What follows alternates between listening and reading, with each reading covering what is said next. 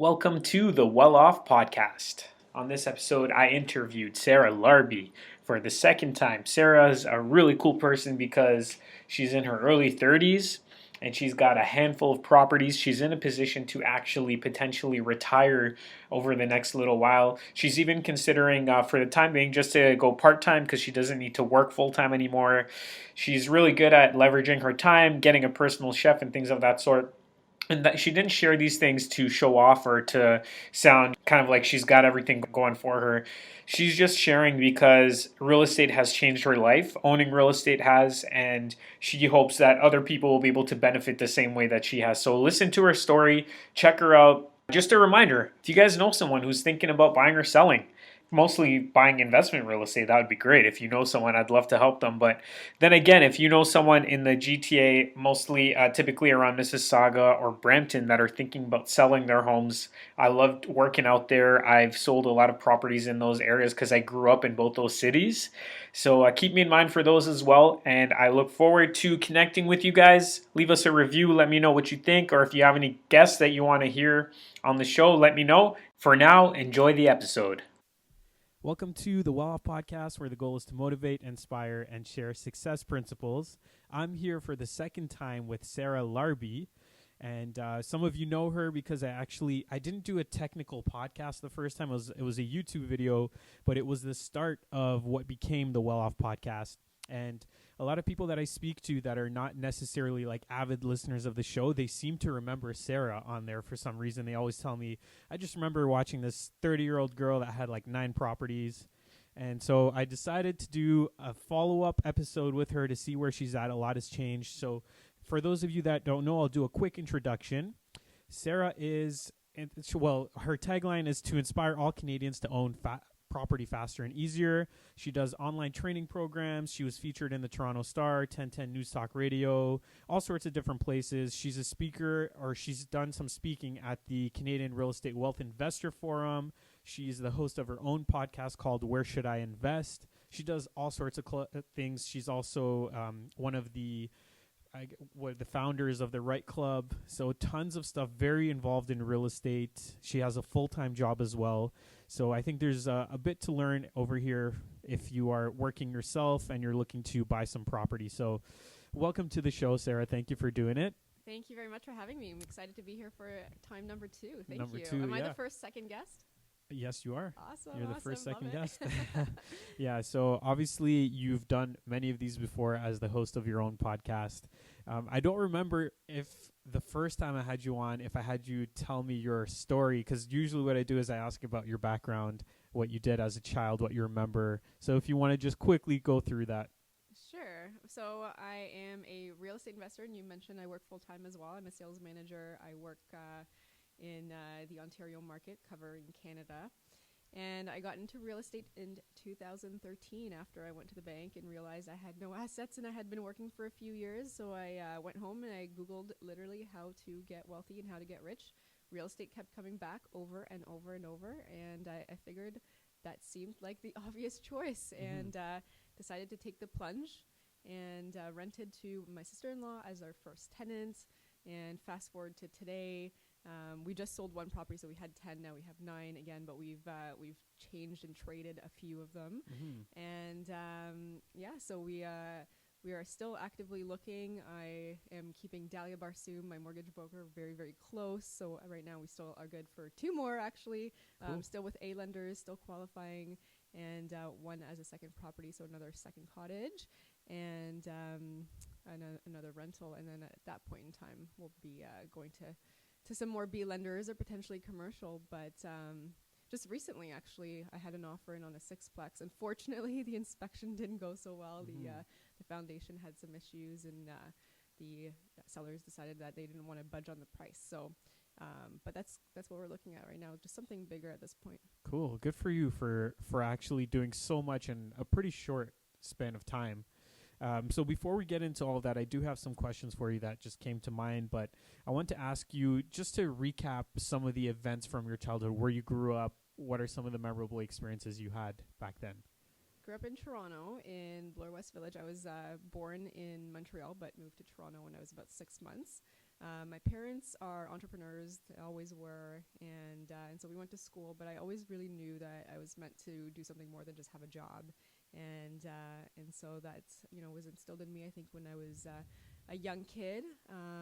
Other than that, I mean, went to French school, learned English when I was 6, and went to school for nursing. Took nursing as a Bachelor of Science in Nursing. Nothing wrong with nursing, but just wasn't for me. I feel like the financial cap or the ability to advance your career is limited in that field. They're underappreciated, underpaid, and the night shifts would kill me. So that's just a little bit about my background, and I guess here we are today. Cool. What's your cultural background, by the way? So my dad is from Algeria, and my mom is from Quebec City. Oh, okay. Yeah. That's cool. So that's why you have the French, That's Algeria and Quebec City. Yeah. Great. Okay, so we have somebody who did a bachelor's degree in nursing, you said? Bachelor of Science in Nursing. Perfect. And then you ended up, I think you work, what is it that you do now, your full-time job? Yeah, so I work at Lavazza, the Italian coffee company, and sales manager for the Ontario team, and I am also responsible for distribution across Canada. Did you work for like a chocolate company in the past? I did. So Mars, so they actually were just recently acquired. Oh, okay. In December. So essentially, it's the same thing that I'm doing as I was in the last 4 to 5 years ago. Mm-hmm. But the really cool thing is I'm working right now because I love the culture and the environment. But if I lost my job tomorrow, I would not look for another one. True. You would be able to survive without technically getting a salary or whatever. Yeah, that's awesome. So I've been going back and forth with my boss a little bit just about going down to part-time. So something to look forward to. Ideally Thursdays and Fridays off starting next year. Wow. How many people can say that at your age? Not many. Yeah. Not many. But the other thing too is I'm still qualifying for financing. And I think that's the big piece is if you find something that you enjoy and you're okay doing it for a little while longer, like as soon as I leave, I'm not going to be qualifying for the same type of lenders as I'm doing right now. Mm-hmm. So I'm going to do 2 more at least, since that's the A lender spots that I still have left, and then go from there. But I'm not in a huge rush to leave until I cap myself financially in terms of the spots that I have to be able to acquire as many properties as I can. Right. Yeah. So you're at let's say 9 because you're selling one of them. Yeah. Well, one just sold, so we had 10. Oh, one just sold. Yeah. Okay. So you're at 9 properties now, and I'm assuming that you sold it so that you can free up some capital to buy one of your bigger properties, right? Exactly. Okay. Yeah. Perfect. Yeah. And all right, let's talk about the growth of your portfolio because in 6 years you bought, let's say, around 10 properties, which means that you were doing more than one a year in several years. Were you leveraging your properties? Were you refinancing, or were you just using your income? I was not using my income. I'd have to save for I don't know how many years for that. I do the BRRRR method, right? So I'll buy a property, I'll renovate it to rent, then I'll rent it out, refinance it after the appraisal, and then I'll take my money and I'll repeat and get another one. And so after your first 1 or 2, once you've bought right because you become a market expert in an area, you're going to be able to find the good deals right away. You're going to be able to close on them fast. You're going to be able to know what renovations are needed to bring the after repair value as high as possible without over renovating, and then you're going to be able to use the bank's money, and most of the properties that we're doing now, like none of it is our own money anymore. So I'm not over leveraging. I still have lines of credits with like home lines of credits where there's no money used on it, and it's important to do that because even though you don't need the money today, I might not need the money today because I don't have a deal. I want to have the money available as a HELOC so that when the deal does come up, I have the ability to go ahead and buy it. And I think that's the important piece. So if you guys are sitting on your house and then your house has a ton of equity inside, that's like, to me, that's dead money. You don't have to use it, but unlock it so that you can, right? Yeah, something interesting about that. A couple months ago, I was talking to the broker here, and he was saying that if there ever was a recession, like let's say if we go back to 07, 08 in the States, if you do have access to home equity lines of credit or whatever else, they can actually freeze it. they can freeze your cash and you would have no ability to take it out or whatever, do anything with it. Were you aware of that? Yes, I think we're talking about the same person because I've heard that as well. Yeah. You know, if that does happen, then you go to the bank and you pull it out in cash if you need to. It'd have to be before it freezes. Yeah. You know, but again, I'm not saying that people should be afraid of that and like they shouldn't get lines of credits, but I just didn't know that was possible. I thought like if you have access to money, you have access to money anytime. Mm-hmm. Yeah. Yeah, I mean, look, I don't have a crystal ball. I don't know what's going to happen You're tomorrow. right. I don't know what's going to happen in 10 years from now, you know, but I don't stress about that. Mm-hmm. And if for whatever reason my lines of credits, that does happen, yeah, you know, I'm okay. I'm sitting on cash flowing properties right now, and, you know, I'm happy with where I am. Mm-hmm. What kind of properties are you? I know things are changing now, but let's say for the first couple, what kind of properties were you targeting? Were you just trying to get your hands on anything that was a good deal and that fits the BRRRR method? Yeah, I was really targeting Brantford. Became really well known, or, you know, I just analyzed the market to know which areas are good, what property types are good, and so I was buying, you know, just kind of more dated 3-bedroom single family properties that I would be able to renovate and increase that equity, so that I could reuse it. And so that's really how we got to where we are today. I think at this point, you know, I'm looking at like just looking at higher income cash flow, something that, you know, I could hold on to for 30 plus years, 40 plus years. And not that there's not cash flow anymore, but it's not where it used to be 3-4 years ago, right? In Brantford, when I used to be able to buy something for, you know, under $250, and a lot of them were under $250, it's getting a lot harder now. So you're definitely buying something that needs a lot more work, a lot more reno works, which is fine. But, you know, the market's changed, and so have I. And at some point, do I say, okay, do I keep doing what I'm doing, or do I go into multifamily, and do I do something a little bit bigger that I can create more cash flow with? And I think that's the route that we're going. So we bought a triplex in Hamilton, and that was a single family technically, because it wasn't properly legalized, zoned E, but we are going through that process right now, and I think that's going to bring in more cash flow than my single family properties were. Okay, so that's interesting. Your triplex, it was zoned as a single family, so did you have to get a minor variance of some sort? We have to get variances. So it's zoned E. It just never, so when they did the 3 units, they never really actually did it properly. Yeah. And we knew that going in. So we're going through the city, we're doing the variances, we're doing, you know, the drawings. And when I say we, here's the thing, is that with a full-time job, like you guys are probably wondering, like, how do you do it with a full-time job?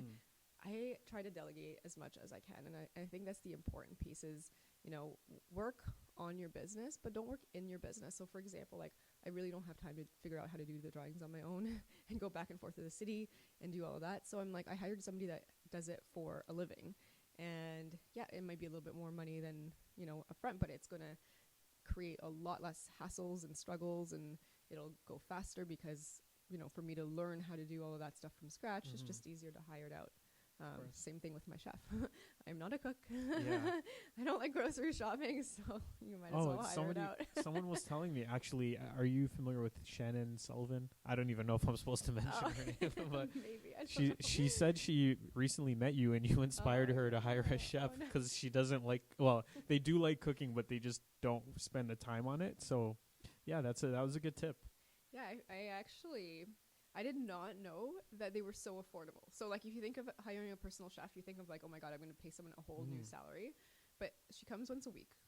And so she goes and does all the grocery shopping. And the coolest thing is when I do grocery shopping, which I hate doing, I just go and buy stuff that's already made. So it's, like, really expensive. Right. And then if you think about, like, if you go out once a week to a restaurant, it's $150, give or take. And then you do, like, one, you know, meal that you do takeout on, like, you're already there. Like, it only costs me about $300 to $350 a week, food included. So to me, it's a no-brainer, and I don't have to spend 40 minutes waiting for food because I'm not going to cook. My boyfriend was you know, the cook for that time, and I think he kind of enjoys not having to do that anymore as well. So, and that you said like 340 or whatever. That includes all of your groceries, not just what she's using to cook your meals. That includes all the groceries. Yeah. Cool. So she'll make it all, and then we'll have food for the week. She puts it in Tupperware, cleans up the kitchen. Oh, awesome. And that's pretty good. Yeah, you can freeze That's stuff. a good deal. Yeah. Yeah. It's pretty good. It's just an hourly thing. I think she charges so like $40 an hour or something along those lines. And that frees up your time for you to do other things. In terms of that triplex, just to go back there, I know that like specifically Hamilton and other areas, they have very specific criteria for what will qualify. Like, for example, the house has to be a certain distance away from the street, and there has to be a certain amount of parking spaces and whatnot. So did you research all of that prior to purchasing the triplex, knowing that you are going to legally convert it? Yeah, so we were actually hoping for a 4-unit. The 4-unit did not get approved, so we're going to get the 3-unit. We did do some research, and I had like my team in that works in Hamilton probably every single day with many other investors. So they were looking at it, and they were, giving us the insights. One of the things I just heard recently is that if the parking is not long enough, you got to pay this fee. I think it's like $300 or something with the city a year. What? I don't know. Small price to pay. It's just like everything, right? Nickeling and diming investors that are trying to, anyways, I'll leave that political stuff aside, right. But not impressed. Yeah, fair enough. Okay, so that's smart. You went from single family, and with your single family homes, you said that you targeted 3-bedroom properties. Why 3? That is what got me the highest rents. So between a 2 and a 3 in Brantford, I can't talk for every single market, but the rent difference was the greatest and the demand was the highest. And so those two things made me want to just stick to 3 bedrooms. And they're the easiest properties to sell if you need to sell them. Right. That's true. Yeah, because a few months ago, I bought a 1-bedroom home, a 1-bedroom bungalow in Hamilton. And it was a great deal. And I refinanced it since and unlocked I didn't do any work to it. It was already renovated. It was just a good deal. But first of all, with a 1-bedroom, it's harder to rent. I could find people, but it's just like the pool is much smaller.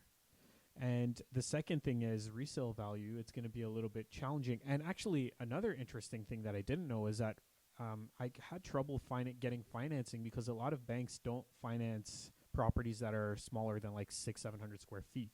That's true. So a couple things. So like learning for the future, although I did a pretty good thing here with this property, but I think going for a 3-bedroom in the future will be a much better plan. Is there a way to create another bedroom in that property? I don't think so. It's only like 450 square feet. I actually think that sounds very similar to my first property I bought in Brantford. It was a 1-bedroom, but we already had our tenants lined up. It was my sister-in-law. But we actually divided it because there was a big enough room to just add a wall and create another bedroom into it. Yeah. But yeah, there's some odd ones out there. But you know what? If you got a good deal and you were able to refinance it, I mean, every single property for the right price and the right purpose makes sense. Yeah, exactly. So, yeah, it's always like a lot of people just find reasons not to do anything. So that's maybe another thing that I'll discuss with you, because you are kind of working alongside people and coaching them and helping. What do you find is holding people back? Because a lot of people that I speak to, they just find so many different excuses not to invest. What are your thoughts? Yeah, I mean, it's analysis paralysis. It's maybe not knowing enough, not being able to come up with the money, the financing. But it just comes down to sometimes they just need somebody to handhold them, to assure them and to give them the right insights, the right advice along the way. And once my goal is when I coach somebody and I show them what I do, is that the second one they're going to be able to do on their own, which I had a couple I was coaching last year, and we handheld them through the whole process. We'd go see properties together. I would look at every offer that they would send out. I actually was on the phone while they were screening the tenants, as I have a different screening steps. So they went through the whole process, and now they're looking for their third one, a year later, which is really cool. So, I think it's just a combination of a lot of different reasons. Just not everybody is always comfortable just going ahead and taking action because of the fear of potentially making a mistake. And otherwise, I see it sometimes they have financing, but not the money and not the financing. Potentially the partner is not on board. There's lots of different things, right? Do you still feel fear? No. Not with real No, estate. not with. So potentially, like for something bigger. Like that Sixplex. No. No. No. There was not so much fear on that, and I think it's just, I don't know. I feel like if you just hang on for the long term, it'll all be okay. That Sixplex wouldn't have lasted 5 years, unfortunately, because of the foundation. But one of the things I would say is as you get more comfortable, you're going to start making offers, and I probably don't see half the properties I make offers on anymore. I go to them during the inspection or whatnot, and then I decide if I want them or not. But the inspection report has saved me a ton of money. Even that Hamilton property. The triplex? Yeah, the triplex. We ended up reducing the price $20,000 after that report came out. So sometimes you just get something under contract and then do your due diligence and negotiate it down. That's very rare, though. The agent on the other side must have been really angry.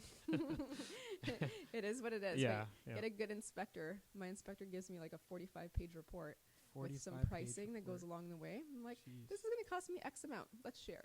Let's share the price. Do you read through that 45-page report? Yeah. There's lots of pictures. Okay, because a lot of people would be like terrified of that. Like, if you have somebody inexperienced and they see 45 pages of what's wrong with the house, they would probably be like really scared. I love it because the more stuff that's wrong with the house, the more I can negotiate. And that's how you got to look at it, is their jobs are to find every single small thing that's wrong. And the majority of the stuff, it's small things you can fix, no problem. Yeah. Even electrical can be fixed.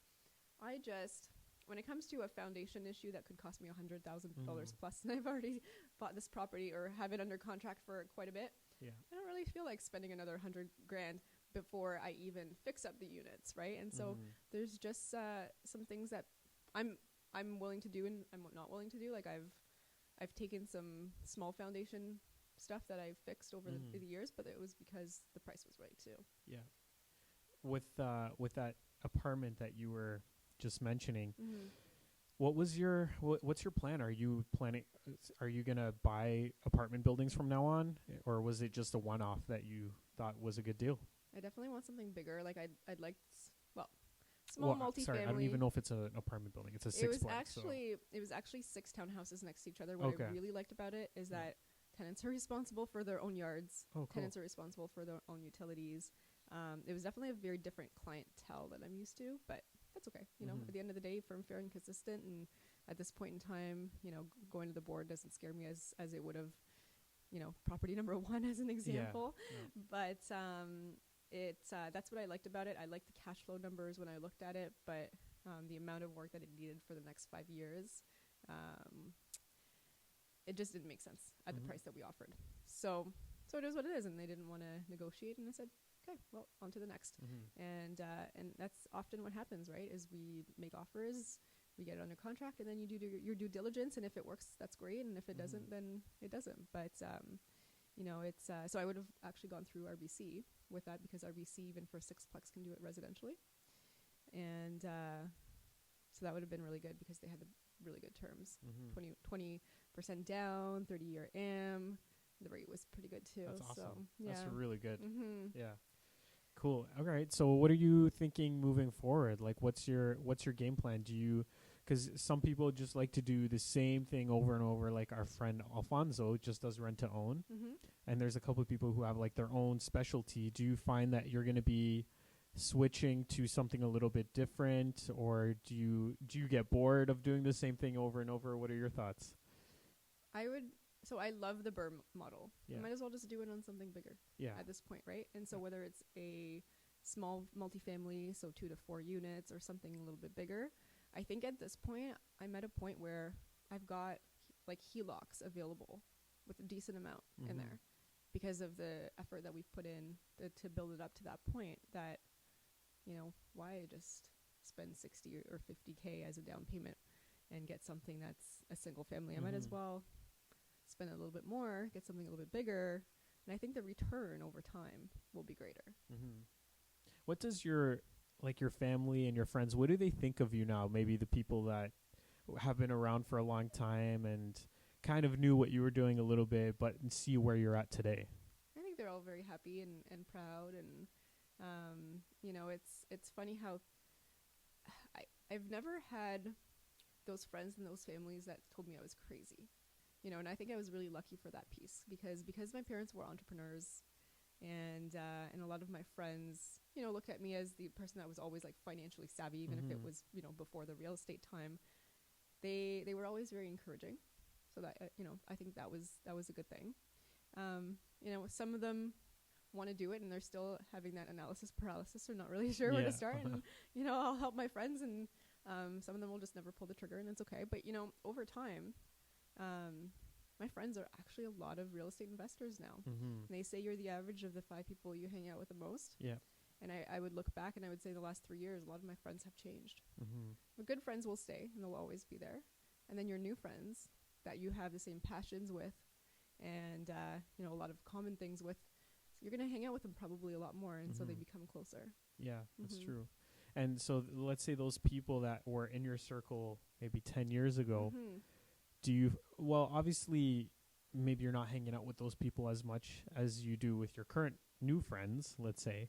But do you find that you've inspired people to kind of follow in your footsteps? Because people could do a lot of talking. You can talk about all the things you want to invest in, but when they see you actually doing it, have you found that you've inspired others? We had a friend, so Gabby and Pat, they bought their first investment property in Hamilton, which was a flip. And so I've known them for about 10 years. So some I would say yes, some have gone ahead and bought something, and some of them, you know, maybe it's something that they still want to do in the future, but and you know, it's not in the cards it doesn't have to be in the cards for everybody. And you know, I was just talking to some other investors, and if you really look across Canada, there's not that many of us out there that are actively investing, that are actively learning, going to these different meetup groups or different events. There's not that many. I think, you know, if I had to take a guess, under 5,000. Really? Yeah. You'd think so? Yeah. Really? Across Canada, or you're talking about? Across Canada. I think it's probably more than 5,000. If you guys have the answer, let us know. Well, think about the Right Club. Like, maybe we can even talk about that a little bit. Yeah. How many people come out to a Right Club event every month?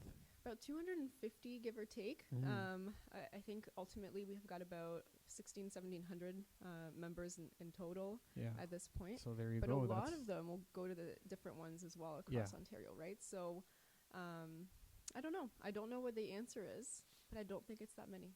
And you know, the other thing I was thinking, we're all like 1 or 2 degrees of separation away from everybody, all the investors out there. It's really cool, actually. It is pretty cool. When you're involved in clubs like that, you start to get to know everyone slowly, but within maybe a year or two, if you're active, you'll pretty much know everyone. Yeah. So why don't we talk about the Right Club a little bit, because that's like been a very successful group and it's pretty young. How long has it been since you started? Like 2 years or something? Yeah, 2.5 years ago we started, and it's grown really quickly. I think the biggest thing with our club is that we just really want to help others, and we are not like that, you know, club that you go to and they upsell you, and then they upsell you at a weekend event, and then they upsell you to this coaching thing. And we just really want to truly help and educate, and we want to find speakers. A lot of the speakers are actually our members that are doing it, you know, and being able to share what their accomplishments are. And I think the big success of the club is that it's not about us. There's 4 founders. It's not about us. Like, we don't want to hog the stage. We want to bring the best people to speak on stage. And you know what? It's not us. It's not us. And at the end of the day, like, yes, okay, I do BRRRRs and, you know, the others do rent to own. But like, I wouldn't want to talk about, who knows, you know, multifamily or commercial or investing in the U.S. or what, you know, whatever that topic is. I'm not that expert, and I'll never pretend to be. Well, the thing is, even at your own events, like, I don't really see you going up on stage and just sharing all the things that you're doing. You do have, most of the time, somebody from the club telling their story or whatnot. Yeah. How did that whole thing start? How did the Right Club come to be what it is? We all got together. Daniel used to have a little club in Stony Creek, and there was maybe 10, 15 people that would come every single month. I spoke at one of his club events, and Alfonso and him, I think we went to like a Keyspire event. Anyways, long story short, lots of people were running to the back to sign up for this like weekend, like $1,000 course. anyway, so Daniel and Alfonso started talking. Daniel called me, got us all in one room, and said, "Hey, let's do this." And we were all up for it. And we said, you know what? There isn't anything out there that is affordable, that is really about members and their success. And we said, okay, well, you know what? There isn't really anything in Burlington consistently. And so let's just do it and see what happens. And I think the big thing is that we were all networking before. And so we all had different networks. So our first event actually had 100 people. I was just going to ask. Yeah. 100 people first event. And how did you get those 100 people? Were you just personally reaching out? Like everyone reaches out to their network, you call people or whatever and get them out? That's it. We just all had, large networks and reached out to them and said, hey, this is what we're starting. Come out, take a look. And 2.5 years later, it's still going strong. We are launching this amazing online community because we have a lot of people that reach out to us from Edmonton or Calgary or Vancouver or wherever else, or even Thunder Bay, and they can't come to our events. So we are launching this whole online community that anyone in Canada can have access to this information and have access to off-market deals in the marketplace section, have access to joint venture partners, money partners, be able to ask questions in the forum, like Bigger Pockets, but not really. But if you think about, something similar to that, but Canadianized, we really want to talk about what's relevant in Canada, because when you think about it, there's lots of podcasts, and thank you for making a podcast that's Canadian as well, but there's lots of podcasts with content relevant to the US. But when you think about the financing and you think about the taxes and you think about, their LLCs and all that stuff, like the legal stuff, it's all very different. And so, yes, the concepts are similar, and even the prices are different. The concepts are similar, but how do you apply that here? It's not always the same. Right. Yeah, well, you touched a bit on networking as well, which I think is something that you do very well. Where did you... does networking come naturally to you, or did you do some research? Did you take a class or something? How did you become so good at it? I don't know if I think of myself as good at networking, but thank you. Well, I say that because, first of all, the Right Club is very successful, and that all began from networking, and obviously you were part of that. But also, there are a lot of people that have good things to say about you. You have a lot of good relationships with people. I'm sure if you, like your podcast even, you launched a podcast and you're able to get all these guests, you were able to grow it quickly. And I think all of that, the source of it is from your networking. Would you agree? I agree. Yeah. And what I look at is if you're interested in other people and you ask questions, I think that helps tons. And so, at one point, long ago, I was pretty shy. But I look at it and I'm like, these are really awesome people that probably have an awesome story. And I want to, if I can help somebody, I'd love to, but vice versa. I mean, everyone's got a great story. And so what's their story? And so I think if you're curious and you're interested and, ask questions, I think you can develop some great relationships. And I know there's a lot of people out there that don't like networking, but, even just at tables, just introduce yourself and ask everyone some questions, maybe what their strategy is, how long they've been investing for. And I think you get conversations going from there. Yeah, I think the worst thing someone can do is be sitting at a table, walk over to someone, say, hey, here's my card, call me if you need anything, and then bye, and just walk away. And that happens at every single event. Somebody will come up and do that. And that's just the worst thing. I don't think that person will ever do business with anyone from that short, tiny little conversation. Yeah, I mean, I'm in sales, and they say put in your deposits before you take your retractions or, you ask for anything. Yeah. And I think that's just important. And I think that's just life in general, right? Give before you take, ask before you tell. Yeah. So I think if you live by those rules, then you'll be okay with networking. Yeah, for sure. All right. Well, that's great because like we discussed, your networking has led to a lot of success for you. Do you think that it had something to do with your portfolio as well, with the success of owning 10 properties? With the networking? I don't know. I think somebody that's brand new, that's, interested in others, can do just as good as, in networking than anyone else. Has it helped you find deals? Has it helped me find deals? I do have some deals that are given to me as, here's an opportunity. Not that I've ever bought from those. But, it helps me connect with others. I've had people from my podcast from networking. They're like, hey, you got a great story. You got to come on the podcast. Yeah. Or you've got a great story. Why don't you speak on stage, in the future?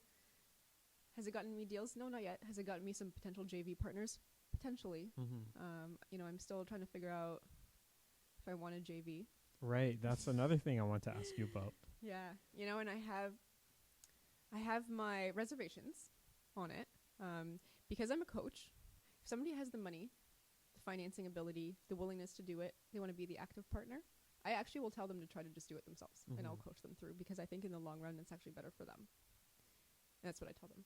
If somebody wants to be passive, not participate, and they just want their money working for them, and they want to hold the financing and put the money down, I'd consider it. If somebody has the financing but not the funds, I probably wouldn't, or vice versa, because I still do. And at this point in time, I prefer to teach somebody how to do it for themselves, because I think they're going to be better off in the long run, unless they're the passive type of person, or they're, I had somebody I was talking to recently. She's in Vancouver.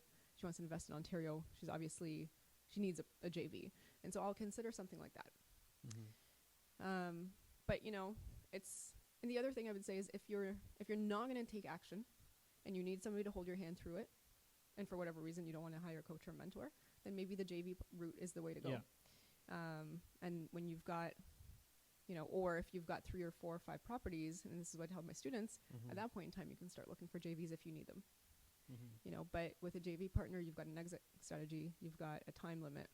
And so when I buy properties, I want to have a 20 to 30 year time horizon before I do anything in terms of selling them, if possible. Right.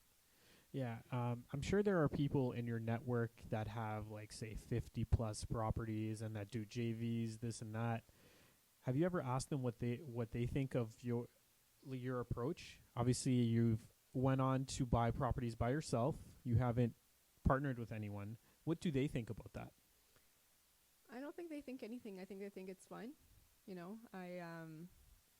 I think everybody can be successful doing something different in real estate, right? Even just strategies. If you're a flipper, you can be successful, or you can, not be successful. If you're a buy and hold investor, vice versa. So I think you could be successful joint venturing, just like you could be successful doing it on your own. And I think a lot of people are open-minded and realize that. And, I'm not saying that I'm not going to JV at some point. It just has to be with that right person, and it has to be in their best interest too. Because my brand, my reputation is actually more important than any deal out there, because it takes time to build, and it could be one thing that you do that ruins that forever. So, I'll take my brand, my reputation over anything. Right. Yeah, that's a good point. And because there's been a couple people that come to mind for me that are very, very successful, and they have told me that what I should be doing right now is just focusing on finding JV partners. Forget about buying properties myself and this and that. Focus on partners, and you'll be able to grow much faster. But, like, maybe I'm wrong for thinking this, but I just think that I would rather do a couple on my own and just have those for me, because I don't want to rely on others, and I don't want to have that possibility where we just don't get along and something happens and I lose everything potentially, or I have to sell everything. Right. So I kind of agree with your approach. Yeah. It's not a one size fits all, right? It's going to make sense for some people, and it's not going to make sense for others. And whatever you choose to do, as long as you take action. And I think that's the biggest thing. If you're not going to take action, then JV with someone that will help you do it. Yeah. But it's not black and white. And if you can buy some of your own first, buy some of your own first. Why? And then you'll be able to find the JV partners that look at you and say, well, he's already got a few. He's already done it successfully. I am going to provide the financing, the money, and, take George's lead on things. But if you start from scratch, I don't know. I mean, here's the other thing. If somebody brings me an amazing deal and it's off market and they're like, I want a JV and it's awesome, yeah, I'm going to do it. It's got to be awesome. As in, you would be the passive partner in that case? Yeah. Potentially. Yeah. The other thing, too, is I have some RSP money that's sitting in the community trust I got to figure something out with. So there's options. There's options, Have you thought about doing private loans? Private mortgages? Yes and no. And the reason I'm hesitating, there's a few things that I would say talk to your mortgage broker, and I don't want to go into too much detail on here necessarily, but So I could take my RSP money, then I can loan it at 10 to 15% or whatever. Or I can take the money, loan it as a second mortgage on your property that you have some equity in, you're going to get it refinanced. And I can loan it to you at prime. Mm-hmm. Then you can get that property refinanced and you can pull out that same amount of money. Together, we can go and buy a separate property and be 50-50 JV partners on. Mm-hmm. That, to me, is more enticing than just loaning it at 10 to 15%. Right. So I'm looking for that person right now. Okay. That's interesting. Well, there's a lot going on, a lot of things to think about. Do you have anything else going on right now? Because you're doing so much, obviously, and we talked about quite a bit of the stuff that you're doing. Is there anything else major that's going on with you right now? Major, I would say just looking for more deals, but the major thing is that online community that is just going to be, I think it's just going to be amazing. Like imagine everyone in Canada being able to connect with one another, being able to talk to one another, being able to share ideas, being able to see the content, the videos from the events. I mean, that, to me, that is going to be a game changer for us Canadians. For us Canadians, yeah. What is the vision for the Right Club? For, let's say, 5 years from now. Yeah, just to be the best real estate education club in Canada. Really? Online and offline. So do you see yourself maybe potentially being like full-time involved in the Right Club rather than working your job? It's going to happen. Yeah. It's going to happen at some point. I don't know what the time frame is, but, one of the things I look at is my job is the culture is awesome. My boss has his own properties. He just bought his sixth one. Oh, really? So cool. he's awesome. And at some point, yes, I will. But I'm not in a huge rush. And it's not about the money. It's actually financing capability right now. And it's also the culture that I enjoy. But I'm still able to delegate a lot of stuff. So I'm still able to find time. I do wake up at 4. As I think last time I told you I woke up at 5. Switch that up to 4 so I can hit the gym. Wow. For 5 before. So you must be in bed by 8. Like 10. Really? 10 to 4, 6 hours? Yeah. It's not horrible. It's not bad, I guess. Yeah. Yeah.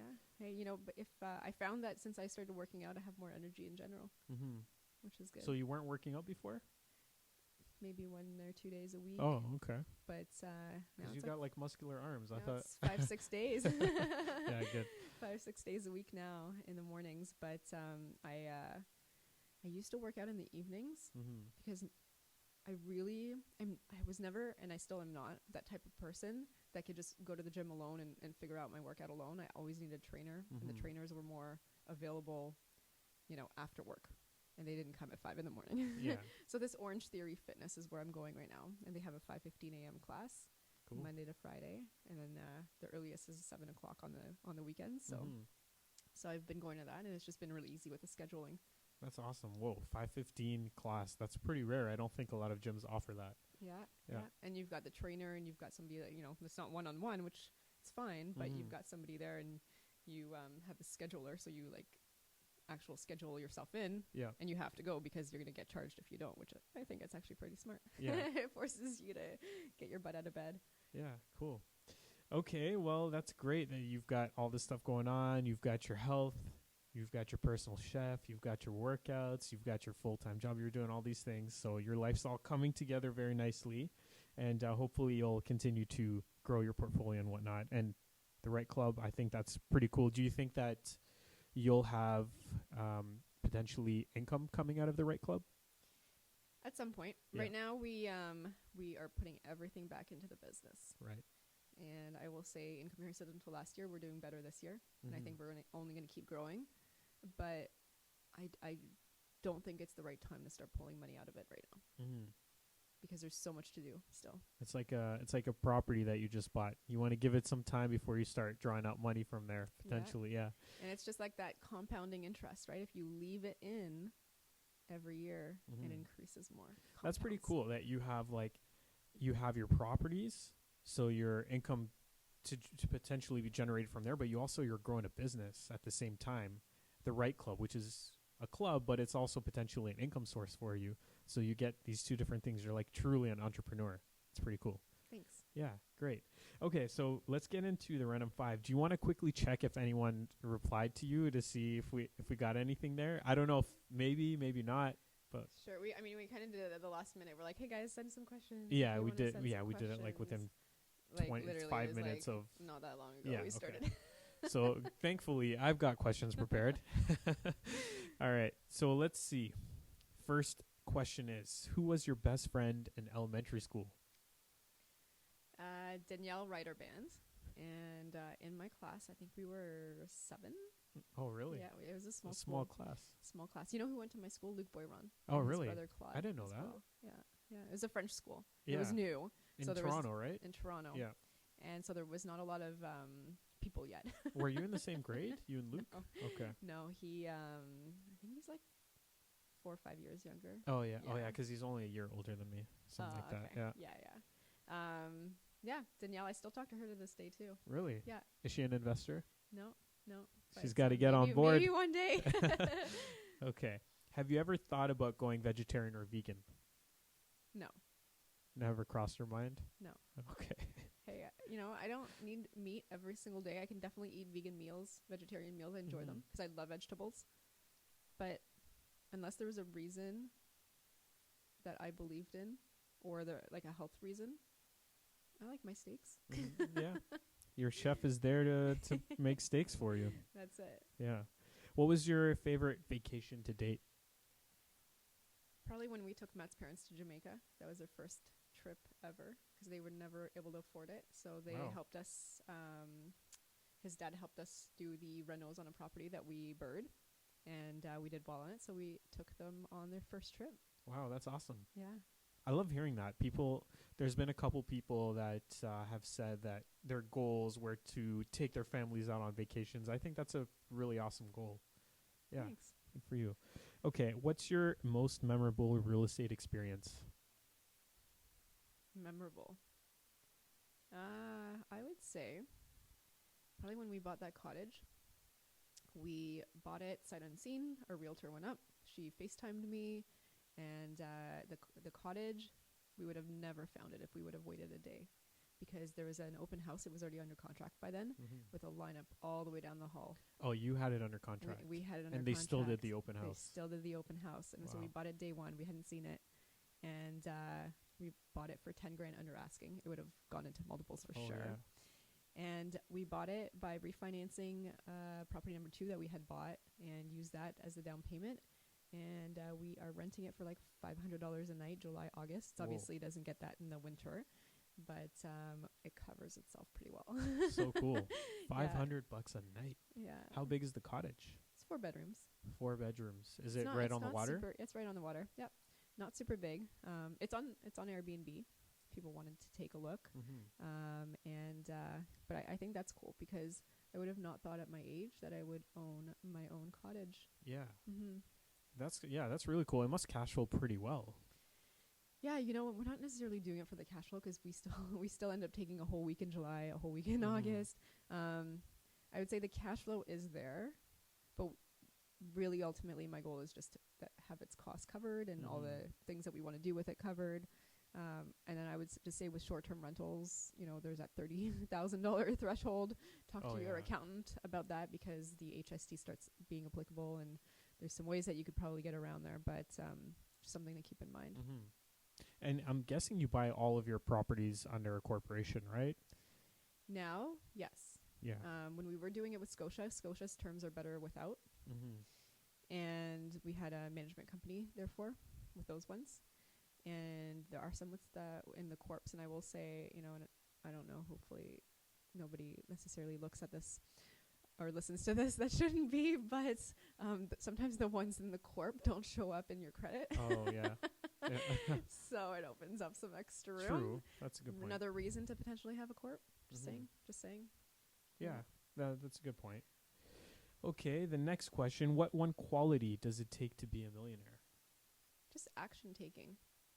Finding the right method, real estate or stocks or business, and just sticking to it, taking action, and then just being consistent with it.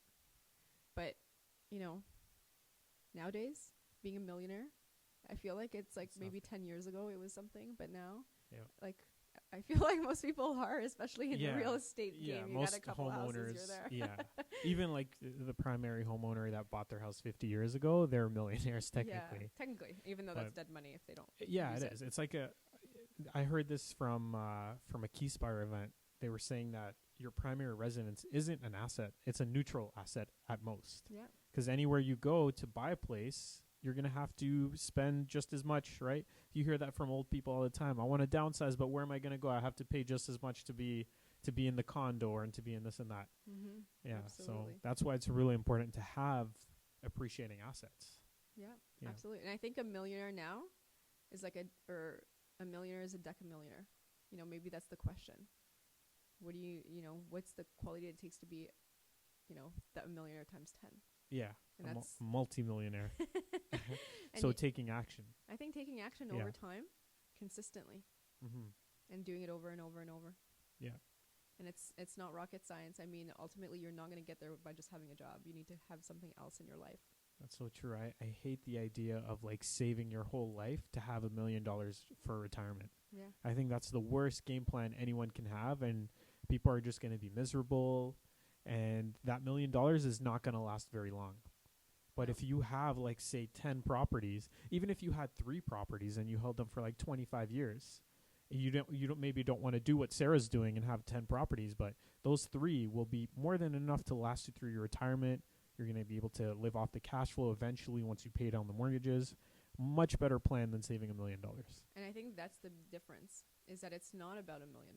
Who cares about the number in the bank? It's about the income. Because at the end of the day, if you have 10 properties and you're going to sell 2 or 3 to pay off everything else, the rest of the mortgages, that's the cash flow that you'll never get from $1 million regardless. Yeah. So. And plus that rent is going to increase every year. So just imagine what it's going to be in 25 years. Like when I first started in real estate, which was in 2013, I worked with a lot of tenants because I was like earning a commission from helping them find a place to rent. And back then, like a whole house in Mississauga or Brampton would rent for somewhere around like maybe $1,700 to $1,900 a month. Now St. Catharines is getting like $2,000 a month for a house. Mississauga, you're talking about like $3,000 for that same house. So the rents are going up a lot, and you don't want to be on the other side of that where you're paying the rent. You want to be on the side where you're the landlord. Yes, and the other thing I would say is, as the landlord in Ontario, when you screen your tenants, you do not want the ones that want to stay there for their whole entire life, because the problem is, and you said it, market rents go up maybe 10% a year, right? I mean, I don't know what the exact number is, but they go up a lot more than the 1.8 or the 2.2% that we can increase. And so when I screen my tenants, I really want the ones that have a goal of buying their own property at some point, because I need to get back up to market rents to increase the cash flow at some point, right? It's a business at the end of the day. You treat them well, you treat them firm, fair, and consistent, but ultimately you've got to make money in this game. For sure. Great. Well, I think there was a lot of good stuff in here. Before we end things, do you want to share how people can reach you and what you might be offering to the listeners? Sure. So they can reach me. They can go to my website, sarahlarbi.com, or send me an email, which is sarah@sarahlarbi.com. They can also check out the Right Club. So it's THEREITE club.com. So it stands for Real Estate Investing, Training, and Education. And if your viewers or listeners haven't been yet, then reach out to George, and George will get you a free pass for your first Right Club event. I didn't even know I could do that. Yes, you can. There you go. All right, perfect. I have the power to give away free passes, so reach out. First timers. First timers. Okay, perfect. So that's it. Do you have any last message or just something you want to share before we end things? Just go take action. Take action. It's not about timing the market. It's about time in the market, and it's going to change your life over time. And so, listen to the ones that are where you want to be, not the ones that are trying to scare you. Yeah, like your mom and dad. Right. I mean, unless they're helping. Yeah. They mean well, but listen to the ones that are where you want to go. And the other ones, that's fine. You can be nice to them, but like, don't take their advice as be all and end all. And maybe one thing I want to add to that is, if you are in a position where maybe you can buy something, let's say you have like a $250,000 or $300,000 budget, don't wait till next year to save that extra $30,000 so you can buy a little bit more. That's not a good plan. I don't think you should do that. I think you should get in there right now as soon as possible. And just next year, you'll see where you're at, and you might be able to sell that property or do whatever you need to do. Just take action now. Yeah, absolutely. And I think a lot of people have equity in their properties, in their primary residence, that they don't know that they can even unlock. That's true. If you do, go talk to a mortgage broker, because it just opens up the door so much more. Yep. There you go. So, Sarah, thank you once again for doing episode number 2 of this series of episodes with Sarah Larbi. So I look forward to seeing you again soon, and thanks again for your time.